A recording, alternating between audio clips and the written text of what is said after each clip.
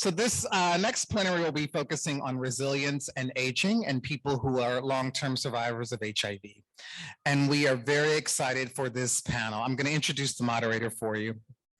Moisés Agosto-Rosario is a longtime treatment advocate and educator for people living with HIV and AIDS. A frequent public speaker and writer in English and Spanish, Moisés has played a crucial role in ensuring that communities of color have equal access to care, treatment, and life-saving information. He has won numerous awards for his work within the HIV community.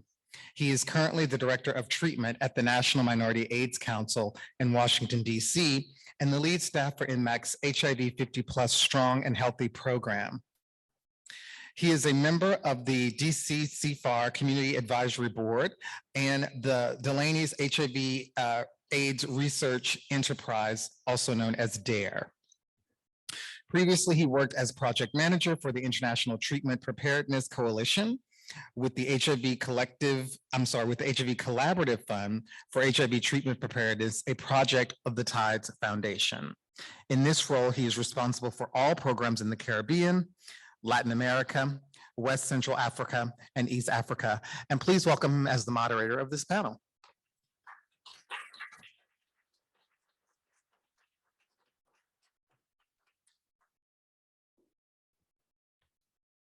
How is everybody doing?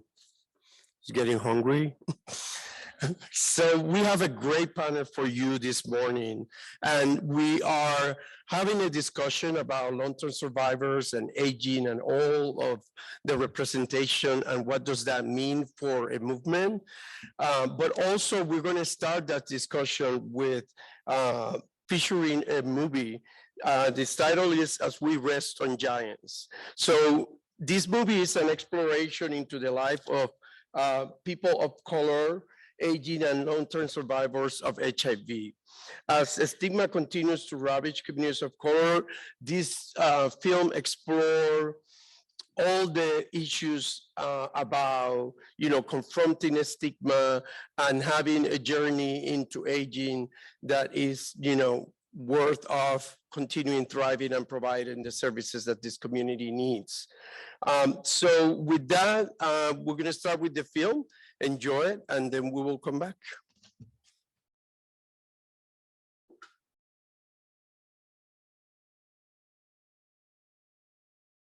The story goes, Marsha P. Johnson threw the first glass that started the Stonewall riots. So not only do you rest on queens, but you rest on giants, people who are resistant, defiant, willing to speak louder when the world will have them silence. What is a giant to a mountain?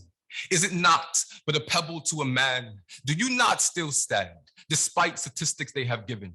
Stories they have written depicting you as less than what you are. See you be starved, shooting over skies, reminding those like you the limit don't even be the clouds. So keep your head up in that direction. Smile because you're here now, and that is a blessing.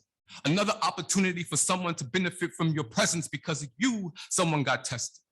Someone got educated before satisfaction. Now on dates, people discuss things like pre-exposure prophylaxis. You chose beauty over sadness.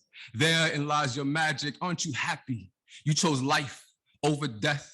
Be proud of yourself, because someone else just got the results to a test, wondering to themselves, is there something else beyond the here and now? But this time, there'll be examples. Giants by the handfuls, 10, 20, 30 year survivors living lives that are thriving and completely full. So even if it pulls you down sometimes, remember, you rest on giants now. So find comfort in knowing that you are not the only one. That this thing don't have to be a death sentence, but an opportunity for you to live life with intention. The world needs what you have been sent here to give it. Did I mention? You have giants in your kinship, soldiers in this battle equipped with knowledge and experience from the many, many years they have been living despite statistics they have given. Stories they have written depicting them as less than what they are. Like them, you be starved, shooting over clouds, reminding those like you, the limit don't even be the sky.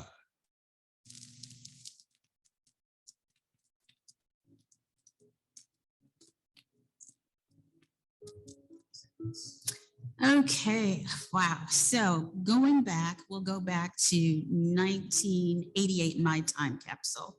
So that is when I was working on my master's degree in Chicago.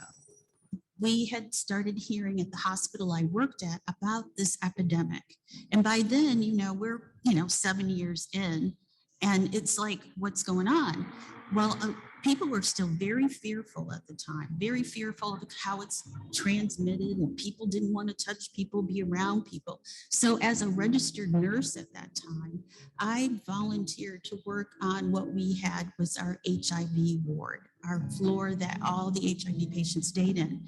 A lot of the younger women did not want to work in that area because they were afraid they were going to contract it because they were trying to get pregnant, or they were pregnant and they didn't know how it was transmitted. So I took a lot of those night shifts. And at that time, these people were dying. It was a sad time. People had PCP, people had Kaposi sarcoma, that skin cancer.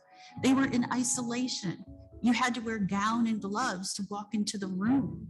People just, didn't bring their food in. They took the food tray and they just slid it into the room. And the nurse would have to take care and feed the patient if they weren't able to. You don't know how to ask for an HIV test in 1991. There was no script like we have now of how to navigate these spaces.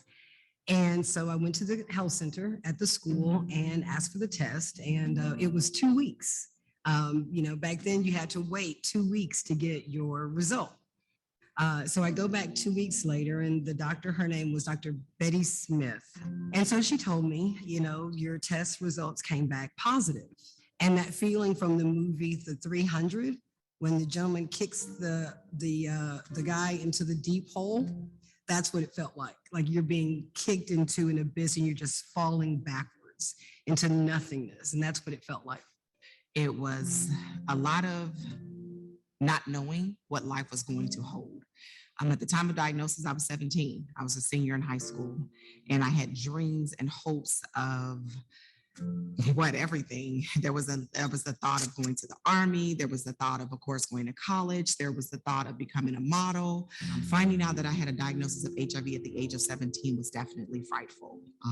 It was a lot of feelings of also disappointment. I didn't want my family to know that I possibly was at risk of having acquired HIV. So I waited and got tested. April 19th, I was when I had to go back for my results, and it was indeterminate at that point. And they gave me a little bit of history of what indeterminate is. It could mean that I'm just starting to convert if I had been exposed to HIV. So definitely go back and get tested, what they said. And I did, and yeah, it was positive. The diagnosis was kind of hard for me because I was diagnosed with AIDS, and the doctor sort of just walked out of the room. So my emotions were all over the place, if you would. I didn't know what was going on. I didn't know what was happening. The one thing that I really, really held on to, or that was prevalent, was the silence. It was so quiet. All I could do was just replay it again and again and again. I thought my life was over at that moment. I have to say, the very first patient I came in contact with, and I will never forget her name, Kenyatta. Kenyatta came in on a bus, escorted by the police. The peer put her in the room, and I said, okay, let me go down and meet her. I went and I opened the door. Kenyatta was in the sink, relaxing her hair. She had stolen a kit from the Walgreens on the corner, and this was the only time she could do her hair. That is it. And I got hooked. I had some characters, let me tell you. I loved every single one of them. Every single one of them, even the ones I couldn't save. Because the medicines were rough back then and people just did not want to take them. I tried everything, just like most of my friends, to try not to get HIV. Up until that guy, I hadn't really dated anybody for about 2 years. When I found out I had HIV, we had already lost 2 members of my family to AIDS complications. And my mother's health was starting to deteriorate also. And so I did not want to tell anyone else in my family that I had HIV also. I didn't want to immediately tell them.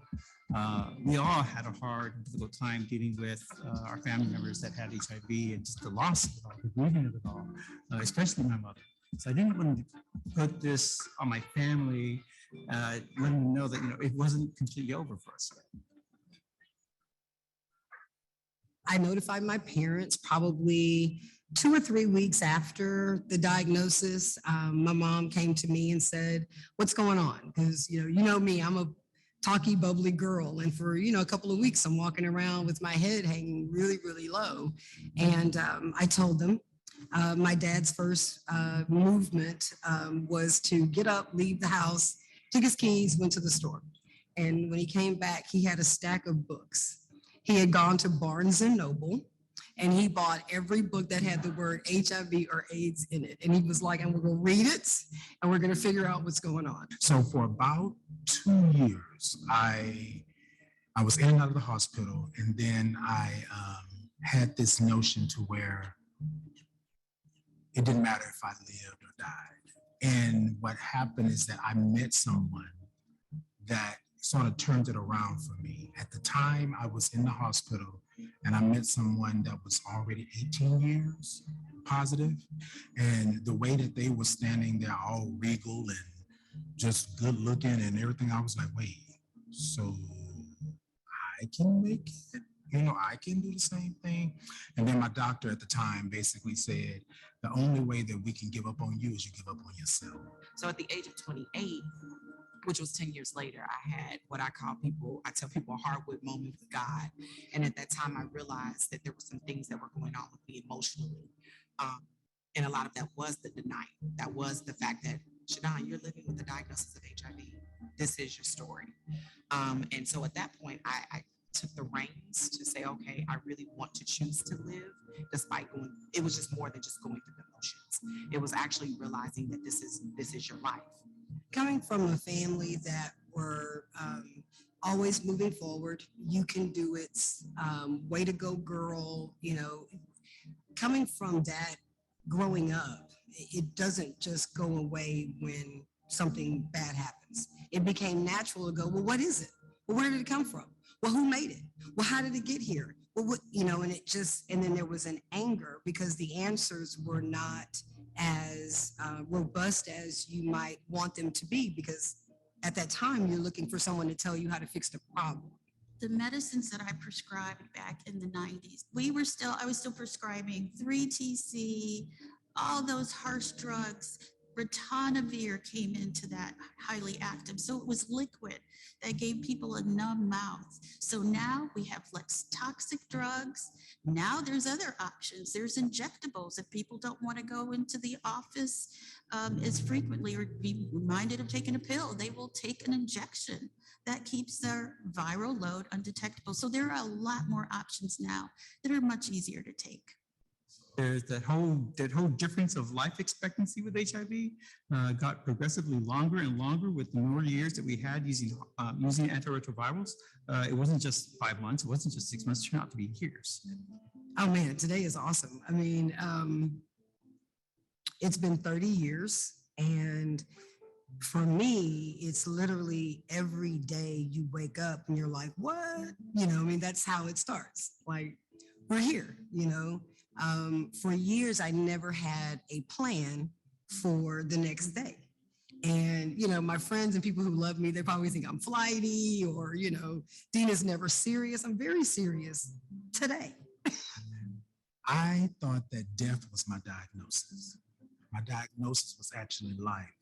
I had a whole nother chapter in a book to write. I had another life to live. I just had to get over that hurdle of thinking that my diagnosis was a death sentence. Now I know it's not. Now I've been places that I've never been, met people I've never met before. I'm doing things that I thought that my diagnosis would have kept me from, and it's actually opened up doors for me to go forward. My seroversary, which is what we call the date that I was diagnosed with HIV, which was December 19th, I decided to tell my story publicly. I decided to use Facebook, Instagram, and a YouTube channel, and I decided to share my story. But what I also realized was my story was bigger than me. that there was a young woman, a young man that was living and they were afraid. I needed to be brave and I needed to show them what it looked like, and also what HIV doesn't look like. And so that was when it started for me.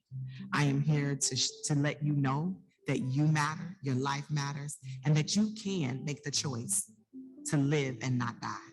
And so as long as I got breath in my lungs, that's what I'm doing this for. What gives me strength is everyone. What gives me strength is everyone. And it always has been. Today at AIDS Walk, when I was walking, I walked over the bridge that overlooks Allen Parkway, and people hadn't started walking yet, but I could still see people way off over there at Sam Houston Park, so I started walking towards there. But when I was up on that bridge looking at everybody over there, that's what popped in my head. That's why I'm still here. People who are coming in this community, the one thing that they must know is that we're here and that we will connect you and that people will stop what they're doing. Have you ever worked somewhere where people stop what they're doing to be there for you? That's what this is. And that's what it's always been. And that's what it has to continue to be until we are done with this disease. Baby girl, baby boy, you are not your diagnosis. You have a choice to live and not die. And today I charge you to take the step to live. I didn't say it's gonna be easy, because trust me, these 26 years have not been easy. You don't ever have to do this. You don't ever have to sit in the camera. Your face doesn't have to be on the billboard. But what I want you to know is every morning that you wake up, choose life. Because it's no longer a death sentence. It's no longer what it was 40 years ago. So make the choice. And I'm here for you and so many others. On the shoulders of giants, I stand, and I'll be your giant until you're ready to stand. The gift that I would want to give someone or let somebody know is that there's peace. If you were just diagnosed yesterday or you've been 15, 20, 30 years in the game, I want to leave you with some peace and let you know that it's possible. Because I'm sitting here today when I thought that my life was over 17 years ago. Daily, I don't only survive, I thrive. Left foot in front of right. I intentionally claim my space to live and breathe. I intentionally claim my space to live and to breathe. I am a giant.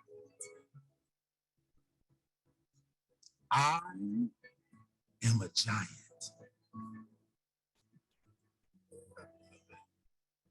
I am a giant.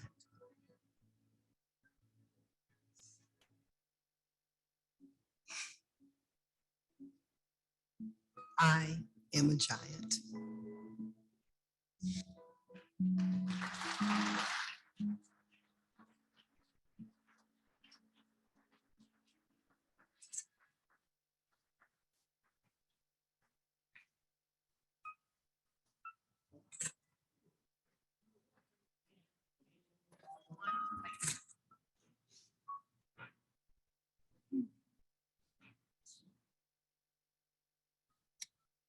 Such a powerful movie, huh?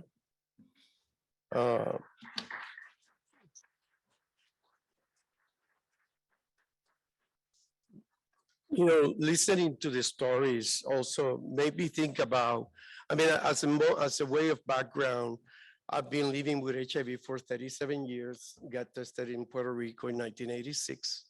And I'm here. I'm still here.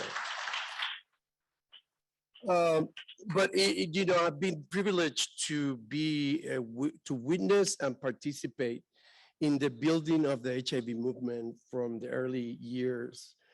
When I got to New York in '87 to go to school, I dropped school to join ACT-UP and the People with AIDS Coalition of New York. And that changed my life completely, right? And also doing that on the uncertainty that I didn't know how much longer I was going to live. I didn't know if ACT was going to work for me or, if it was going to be another drugs. But even with that, one of the things that kept me going was finding a community. At that moment was ACT-UP, right?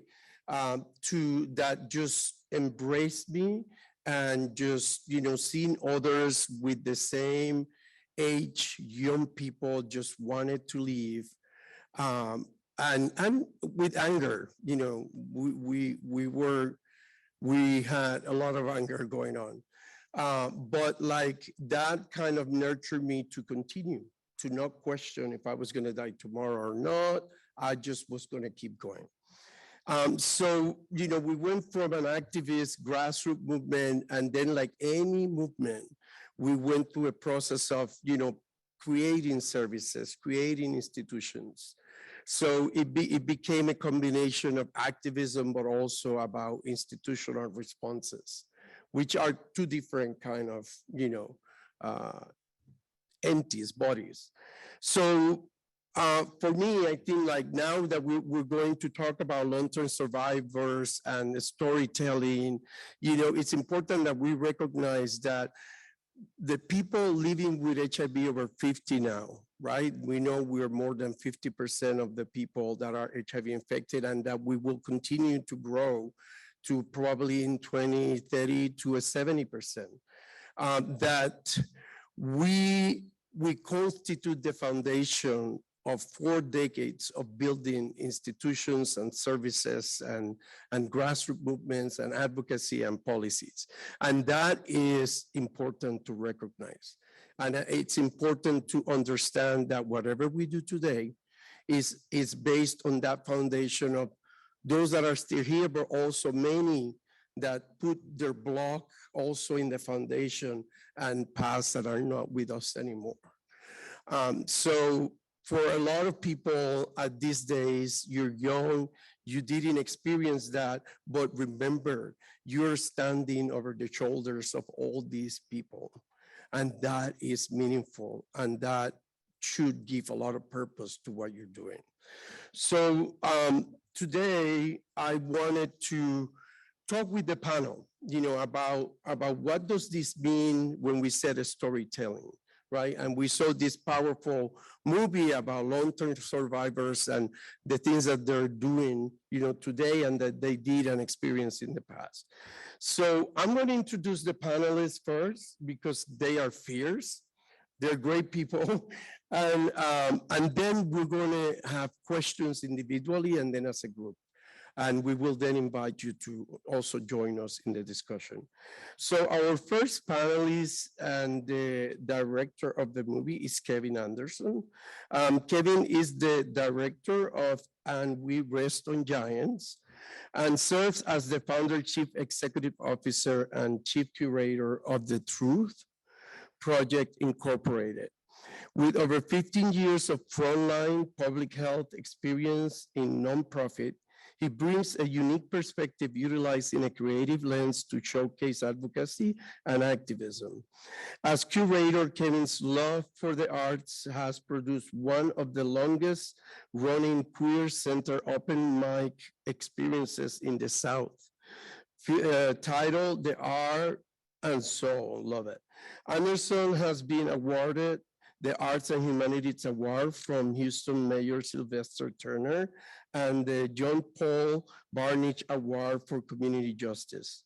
One of his most treasured achievements was serving as creative director in collaboration with the Department of State Health Service during the statewide launch of the Ending the HIV Epidemic Plan during the Texas State Conference opening plenary. When Kevin is not curating spaces for the most marginalized, you will find him vacationing with his husband or experiencing an art exhibition with a friend. Kevin?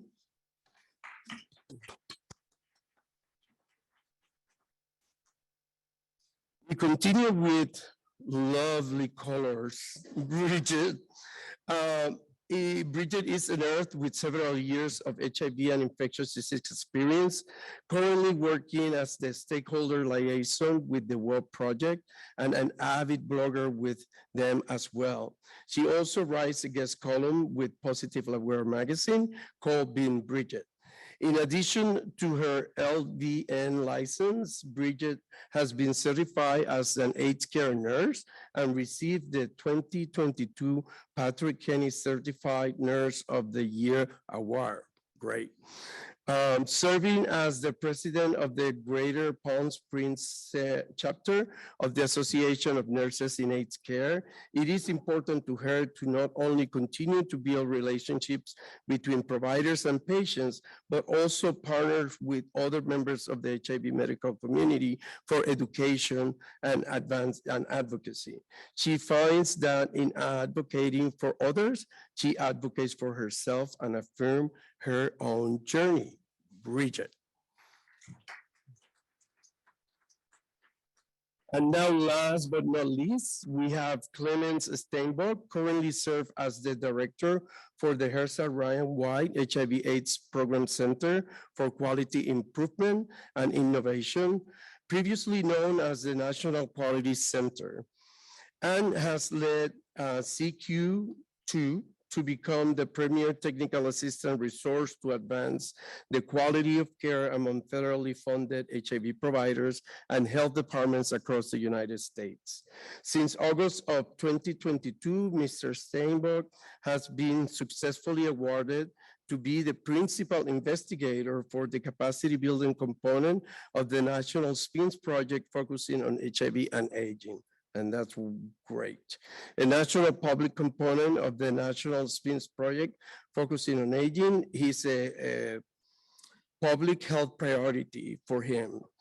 Steinberg is a nationally recognized expert in quality improvement with regular teaching and speaking assignments nationally and internationally, and author of over 20 quality improvement guides in addition to numerous publications. Clemens.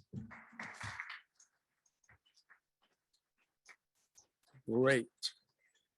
So I already shared with you my thoughts regarding the movie, and I want to come to our panelists. And I'm going to start asking Kevin, because we know that the movie is rooted in storytelling, right? Which it has demonstrated to be a very vital part of the public health communication tool as we work in this epidemic. While stories being shared may be rooted on one personal health experiences, they teach to the broader community issues of health, and also check out on the population level, including systems that may result in disparities and inequities. So would you agree with that, right? And what value does storytelling bring to public health efforts to meet the needs of people aging with HIV? All right, well, first of all, good morning, family. How's everybody doing? It's good to, really good to be with you. And yeah, when I think about the value of this body of work, the power of connection is just something that we cannot run away from. I've had the opportunity to now screen the film with a little over 700 folk. And that's been at the helm of one-on-one screenings or in a space like this. And that's the one thing that I often walk away with when I'm approached in the conversations that I have, is that I saw myself. And it feels good to hear others' expression where I may not have been able to articulate it in that manner or in that means, but to be able to connect with the giants that are in the film. So one, that's one value that it brings. And then, just the importance of understanding storytelling and the importance of understanding that, there's so many different ways to reach people. And this is just really a powerful way of being able to not just connect, but to engage and educate and have conversations with those that are newer in the field of public health and may not have heard these stories. And so, the value of it really is utilized to empower, educate, and lift community. Absolutely. Yeah, absolutely. Also, when we saw people that were part of the healthcare system, when they talk about the obstacles they presented and how their efforts made it, being improved and allowed to take care of those that were in need, tell us a lot about the healthcare system as well. So I think it's very important to keep in mind that perspective, that we can go from the personal experience to the broader view of care and service. So that's very important. So let's go to Clemens for a moment. And before we dive further deeper into, talking about life experiences and, discussing new and innovative approaches to meeting the needs of people aging with HIV, can you provide us with some context? And from an epidemiological perspective, what's the need here and how public health programs, including Ryan White and ADA, poised to meet the need of people aging with HIV? Happy to. First of all, thanks so much for having me on the panel, and thanks, Kevin, for a very thought-provoking film that really set the tone for our discussion. I think we need to realize that the success of HIV is represented here, where there is two truths. On one hand, we have more people living with HIV 50 years and older than ever before. 1 in 2 people living with HIV are 50 years and older. If you look at the most recent Ryan White data, that suggests that if you're 65 years and older, your rate of viral suppression, a medical marker for optimal treatment outcome, 95 out of 100 people 65 and older treat that criteria, meaning they're virally suppressed. A huge success that we, I think, as a society should success and celebrate, just because the stories were heard, and make that arc forward. But I think that truth also has another side to it. 1 in 6 people are diagnosed in this country with HIV if they're 50 years and older, and they're concurrently diagnosed with AIDS at a much higher rate, right? If you look at the specific data, and I don't want to go through all the stats at this point, maybe throughout the discussion, maybe a little bit further, is that if you're faced with HIV, you're more likely to get non-HIV comorbidities than your peers. And that's a really important realization. And that basically, in addition to your HIV care, that's really important to take care of, now you're also facing your aging, your comorbidities.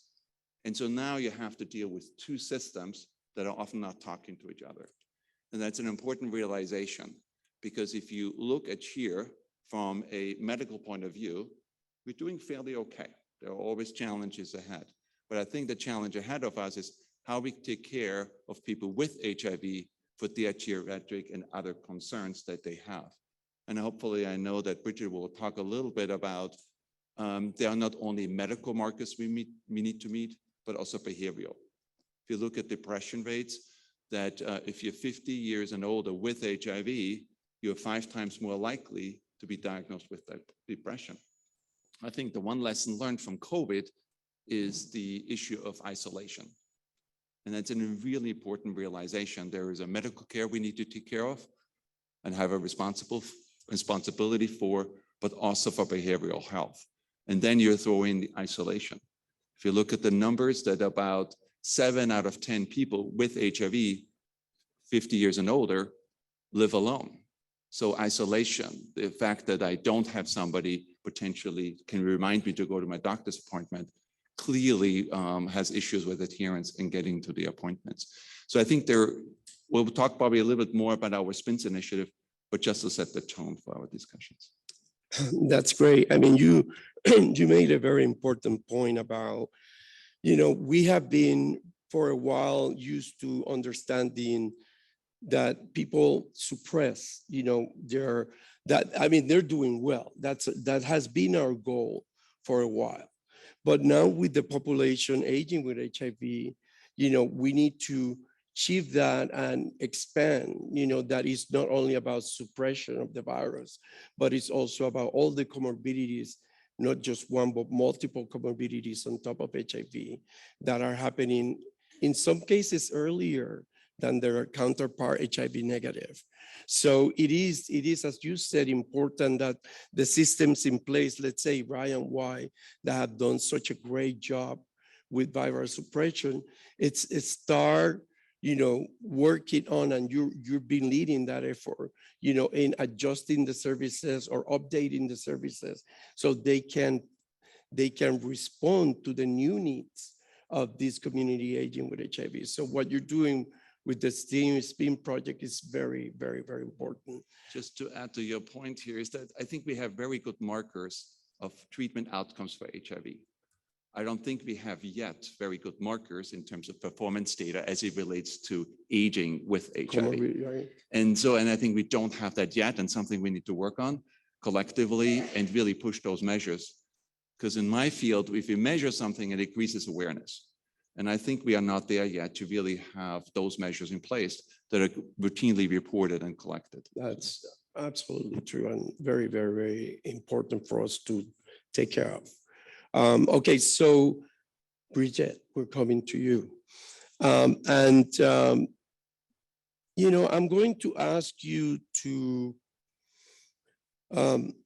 put some pieces together for us. And, we have got this vital need for storytelling, and we know how important it has been for this movement that we have built and this, community response, that it has been so huge and effective. They are good to amplify. We go from the personal view and how we go to the big picture, understanding of the public health systems that we have. So, where in this building of a movement, the community played a role in the shaping of our healthcare systems, and then looking at that at the present moment to address, like today, the inequalities and where inequalities in general, but also thinking about people aging with HIV, and where do you see community playing a role here? So first of all, I cried, little tears, right? Because like you said, I saw myself reflected in there. And one of the things that stuck out for me during the film that I want to kind of point out to the group as a collective is, we have a habit of telling people that you're not going to die, right? When you're diagnosed with HIV, it's no longer a death sentence. And that is vitally important. But it's also important for us to remember that while we're saying that, we're not telling people how to live, right? And so as you are diagnosing people, as you are working with people who, no matter what the length of their diagnosis is, living with HIV, you have to remember that as well as you're telling them they're not going to be something, you have to give them a roadmap for what they're going to be. And so one thing about the HIV community is that we always stand up for each other. We speak up for each other. You said it in the beginning when you were talking about ACT UP, gay men's health crisis back in the beginning. The community will always make noise for the community because we have to. And that's where the storytelling comes in. And so with communities, there are communities within communities and communities that touch shoulders. So for example, the first AIDS ward in San Francisco, that was built by a community of nurses, right? And so it's important to remember that each thing overlaps the other. And our job as part of the medical establishment or those making policy is to start to think of communities as different. You all are a community in one way. The HIV community is a community in another way, but we all overlap and we all have to work together and listen to each other to build a life and to build a roadmap, if that makes sense. Absolutely. Very, very well said and very powerful. I always said, like I said, community is everything. Without a community, I wouldn't be here because I wouldn't know how to deal with it by myself. So it's important to foster community building, and some of the work that has been going on now among aging with HIV advocates like you, for example, that has been part of our FAB aging working group, something that, as you said, we have to ask for, and make it happen. We're happy that now we have that forum for advocacy. But it's for the aging community, we need to build community again, right? I'm going to ask Kevin a question about, did what Bridget said and her statements about community. Is anything there that resonate with you? Yeah, definitely. So as a creative, I'm a creative that's part of community, that works with community to do community work, right? And we don't always label it as that, but because I utilize the arts to be able to connect and to touch, I have a community of folk with me that, are right there. So none of the individuals that are part of And We Rest on Giants are artists necessarily, although their storytelling is conveyed through art. And this was a community. But I work with artists that take on subject matter that may be new, like the young man at the beginning, James Just. He is a person not living with HIV, and he credits the fact that he's not living with HIV to the work that he's done in community with the T.R.U.T.H Project, because I've challenged him to learn, to understand what pre-exposure prophylaxis is, to understand what HIV is. And so we build this community of artists that are strengthened through using education as a tool for community. So, the whole reason why I started, you had spoken in my bio about Heart and Soul, and Heart and Soul was created, and T.R.U.T.H Project were created so that we as artists could give back to community, they could process, come back to us, and it just kind of creates this cycle, a cycle of healing, a cycle of learning and knowledge and understanding. So yes, I definitely connect. Great. I mean, it's like we create reality out of the creative world, that comes from art. So that is key in how we rebuild what we need to rebuild. Okay, so Clemens, I will ask you the same question. Anything resonated with you with Bridget comments? So first of all, I really appreciate that comment of the community. And I think it's an important realization that we cannot do it without it. And I think we need to figure out ways how not only can we empathetically listen, but I think really co-produce. And I think we're a little far away still to the point where we are listening, but we have to take action and really think about how co-leadership can work, where the voices are represented in the very decision-making bodies that are needed to really make long-standing and sustainable changes over time. So I think the arts can help, advocacy can help, data can help, you can help. And I think it's a really important part that we bring that voice in, because at the end of the day, and I think this is maybe HIV and aging is one of those topics where if I look just to talk to the HIV docs, they will nod and say we're doing really pretty well in terms of the metrics for HIV. But if you talk them to individuals with HIV over 50, they will tell you a very different story. Right.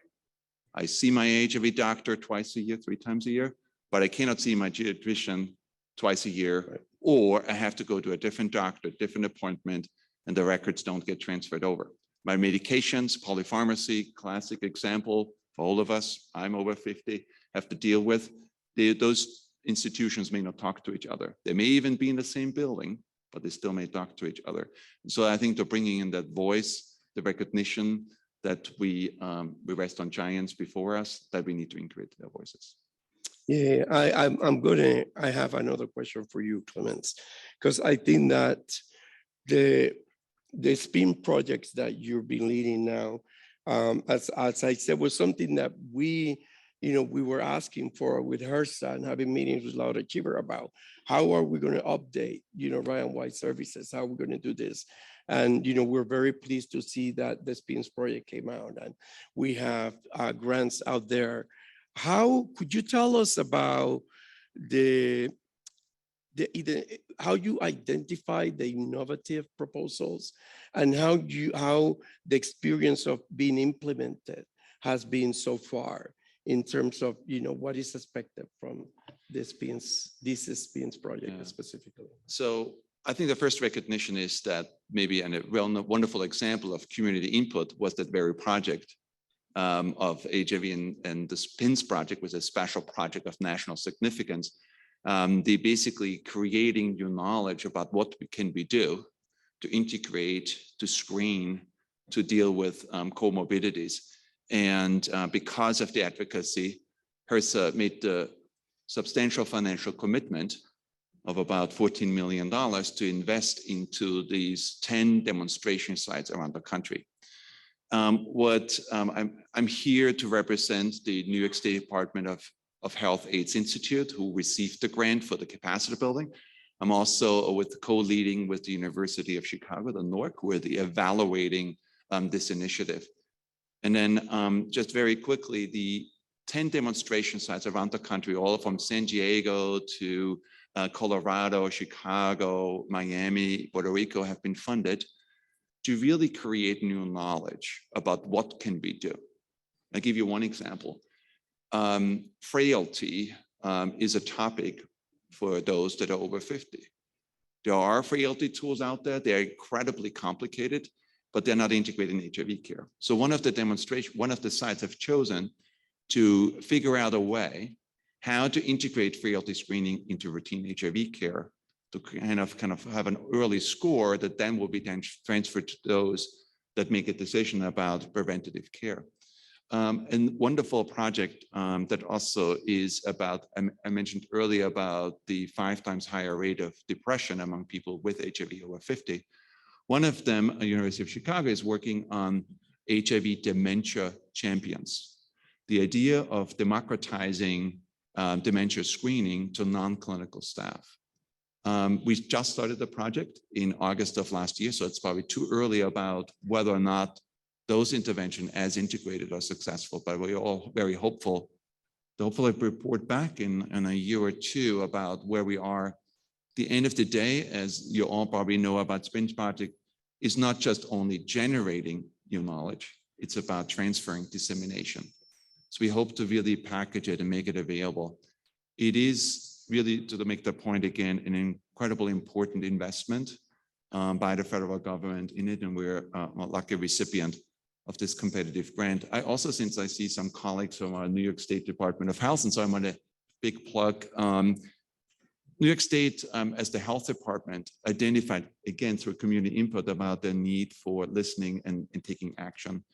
And New York State independently has started, coincidentally around the same time, a statewide project to invest in sites around New York State to do the very same.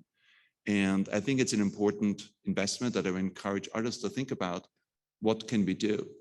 There, we don't have all the evidence-informed intervention ready to go yet. And so I think then more needs to be done, but a big plug for New York State as well. That's great. Thank you. So do you want to respond? Go ahead, Bridget. I just want to, something you said, or a couple of things that you said have triggered me to think about things. What can we do, right?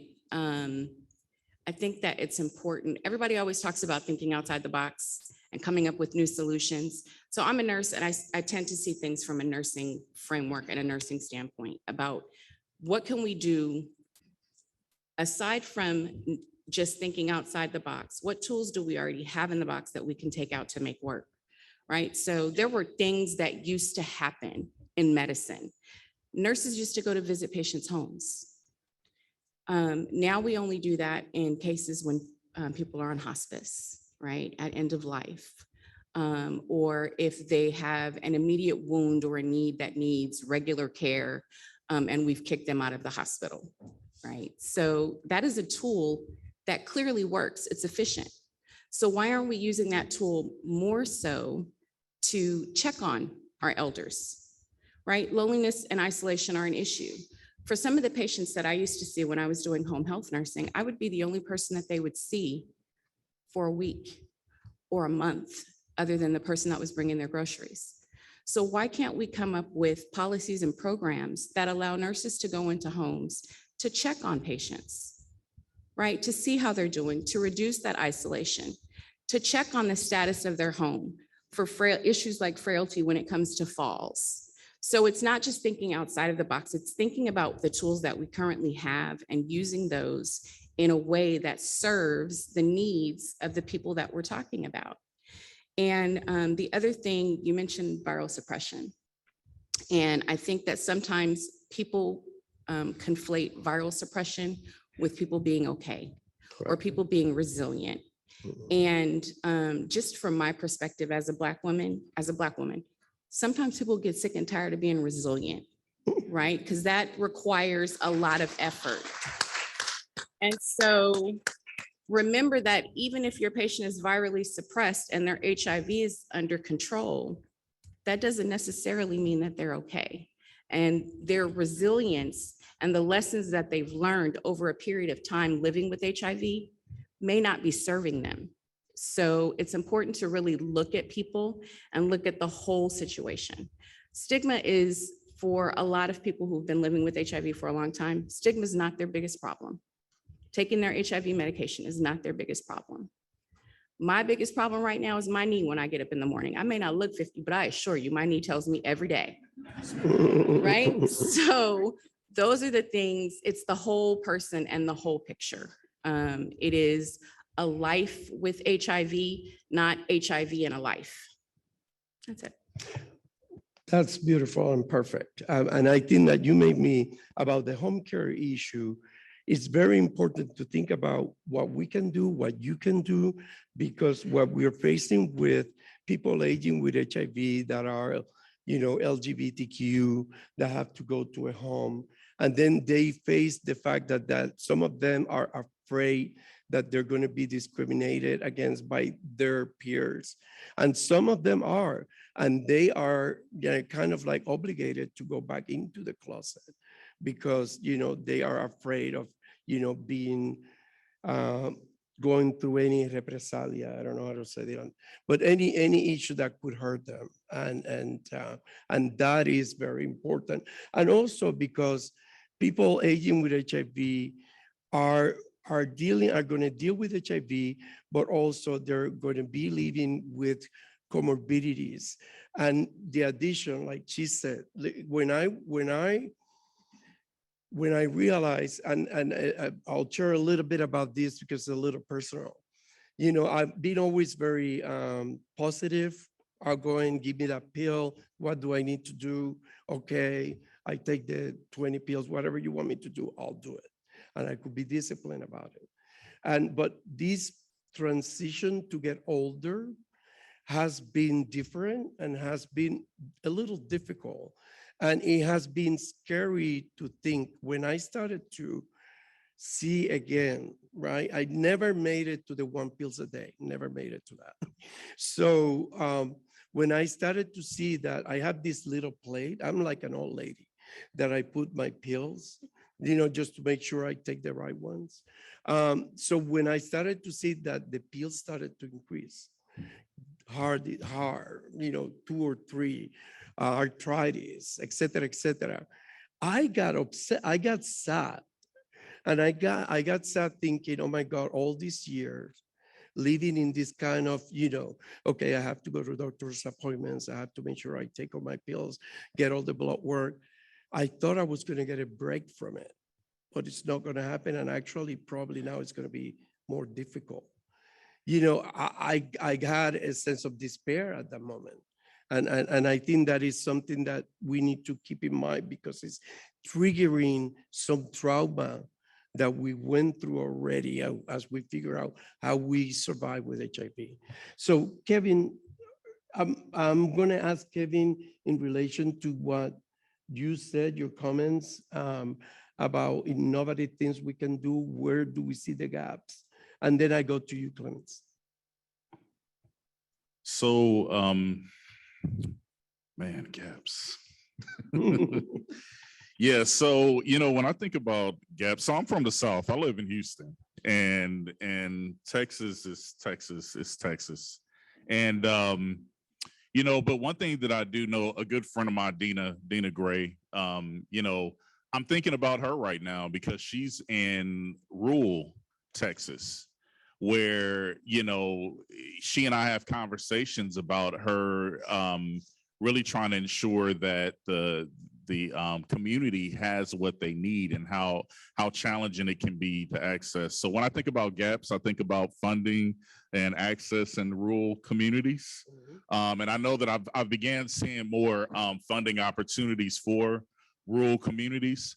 I'm not in a rural community, but I know that part of the gap in non-rural community, I'm in the city, is that funding is still an issue, you know.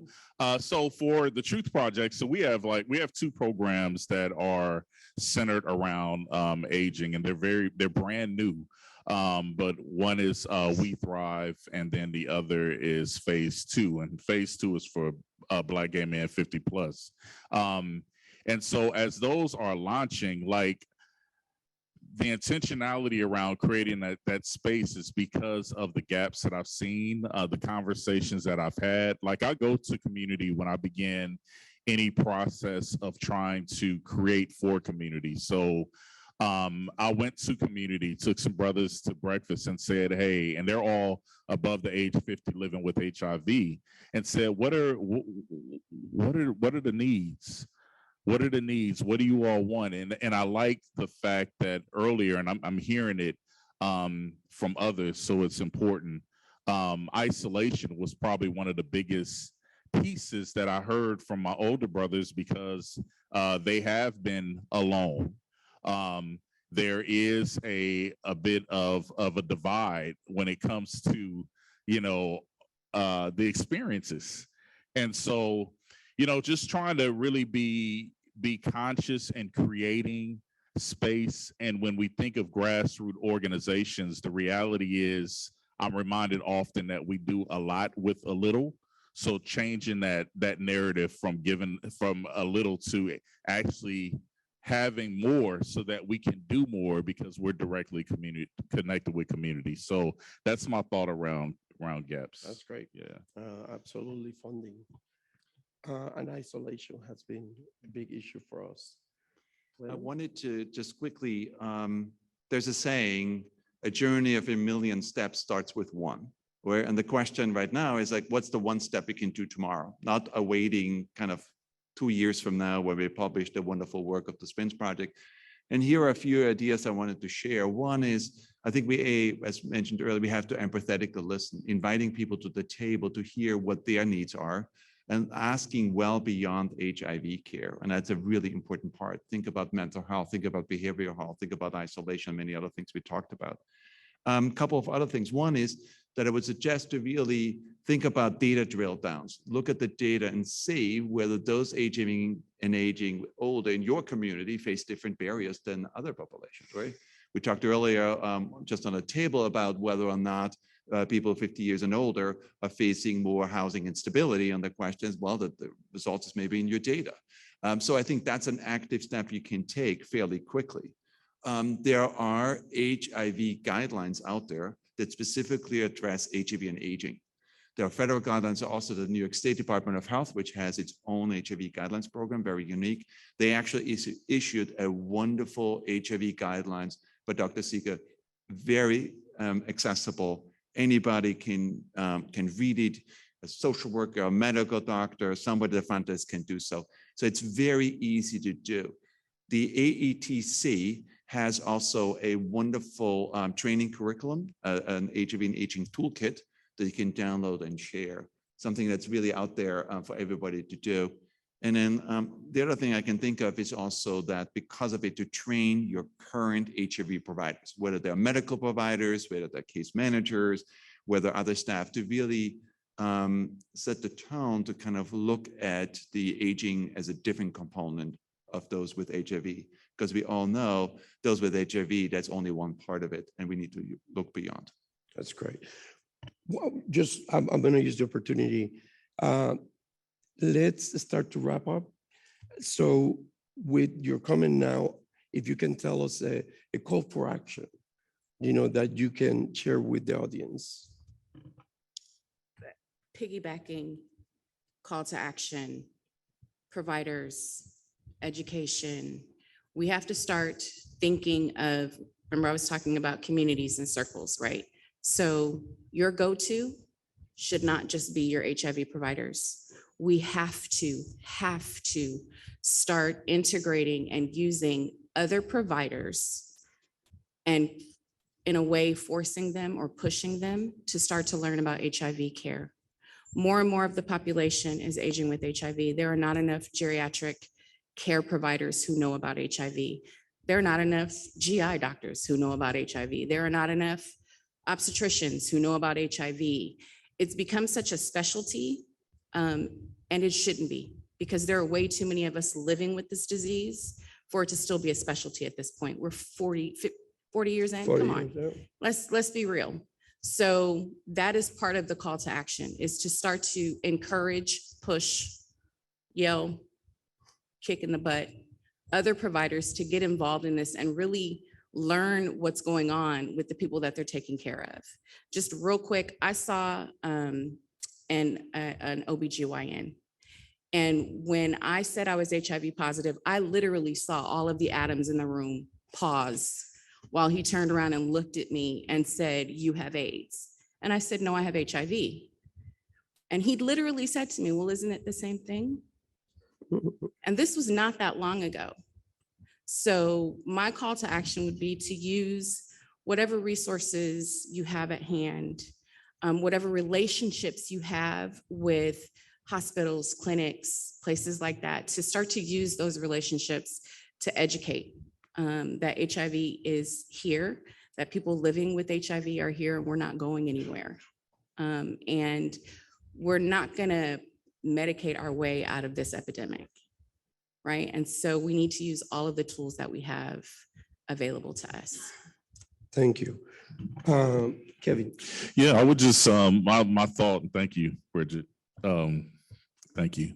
Yeah, my thought is really about the intentionality of listening to community. Like, we must like continue to have innovative thoughts around how to reach.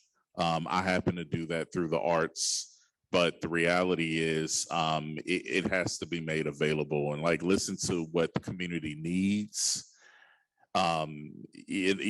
Focus groups and testimonies and all of those things, they serve purpose. They really do. And community will tell you. They'll tell you what's important to them. And I feel like it's our responsibility to then go in and shape it, with their help. And so that would be my call to action. I think one of the I was with an organization for 13 years, and I just, as of 7 months ago, transitioned fully over to the T.R.U.T.H project. And the last grant that I wrote while I was there was the CDC grant. And I was so excited when they released that expansion for those funds, 60% of the funds for testing to go to grassroots organizations, because the grassroots organizations really have the connection and the impact. And so that was really exciting for me. And the organization that I was with received the funding, and I know those organizations in Houston that are doing the self-testing and the work. And so it takes those types of steps and doing it a little different from what we've been comfortable with and the way things have gone. Thank you, Kevin. Clement? I think to better the care for people 50 years and older, I think the first thing is to balance the HIV care with the non-HIV related comorbidities. And I think that balance needs to be found. We haven't found it yet. Second thing I see is that we need to better integrate geriatric screening into routine HIV care. It does not occur currently. It is a specialty care. That means I have to make another appointment, another facility, another care system I need to touch. It needs to be integrated. Next, I think we need to really think about how can we build the capacity of HIV providers to understand the geriatric component of care and really build that foundation. And an infectious disease doc may not be the right one to treat all the other comorbidities. And so that's basically a cool care model. And lastly, I think we need to invest into evidence-informed interventions that are practical, no cost, that I can do as a provider of HIV care. And we don't have that evidence yet. There are a lot of moving parts, but I think we need to invest more in that. Thank you, Clemens. I just, before we go, I wanted to do one more call of action, which is policy. How we can impact policies that are related to funding and services. How many of you are familiar with the Older American Act? Oof, we're in trouble. So I will tell you, go ahead, do some research about it. This is legislation that is there to fund services for older Americans that we need to also incorporate and help them to update and make sure that the services that they provide for the older Americans in general, are sensitive to the people living with HIV. They fund home care, like you said. The reason why I ask is because it's like Ryan White system. The funds go to the states. The funds that the aging administration provide all through this legislation. And then the states come up with the plan. These plans, delineate what the funds will be used for and what will be the priorities for who receive the grants. Right now, we need the states to organize themselves to make sure that HIV is included in those, populations that needs to be present in the plan, the state plan, so funding can, get to the aging and HIV community. So do some research around it, because I think we've been in DC working with these other federal agencies, but it would be critical if nothing happened at the state level. We cannot go very far. So thank you to the panelists. Please join me to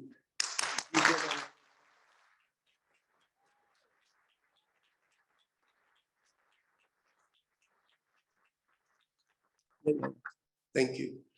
So we have 5 minutes for a couple of questions from the audience. Please come up.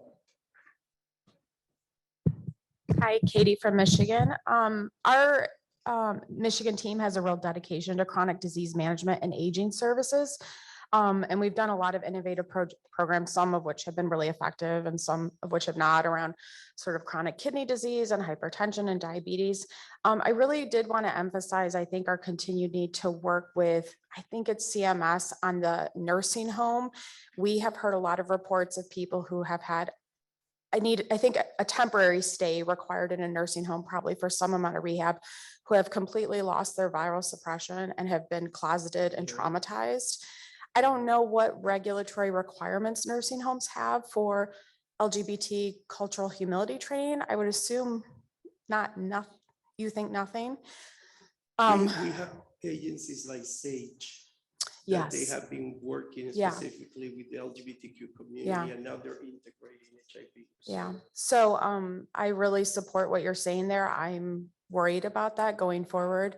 And the other thing is related to what you were saying with the AAAs and the area aging networks.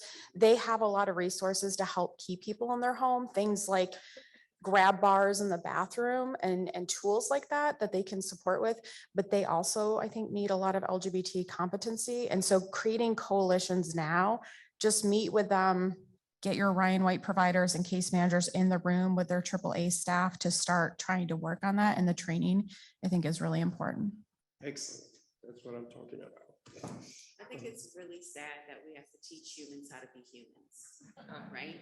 Like, there shouldn't be an extra need for cultural competency training when all you have to do is walk into a home or walk into a space and treat a person like a human.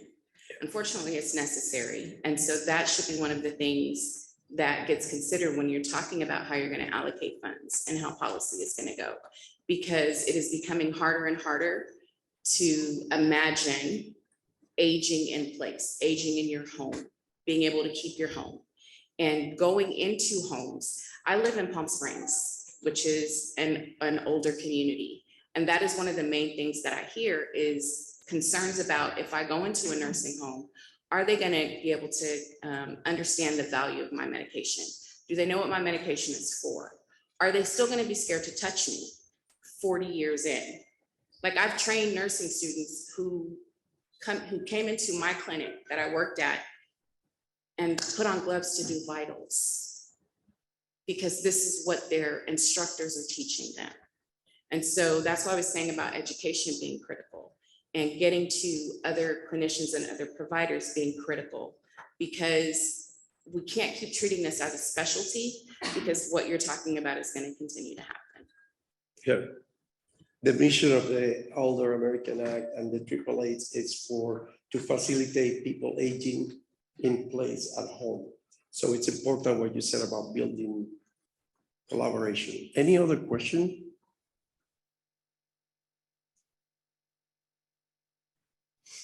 All right, we have a knowledgeable crowd. Thank you very much for staying with us.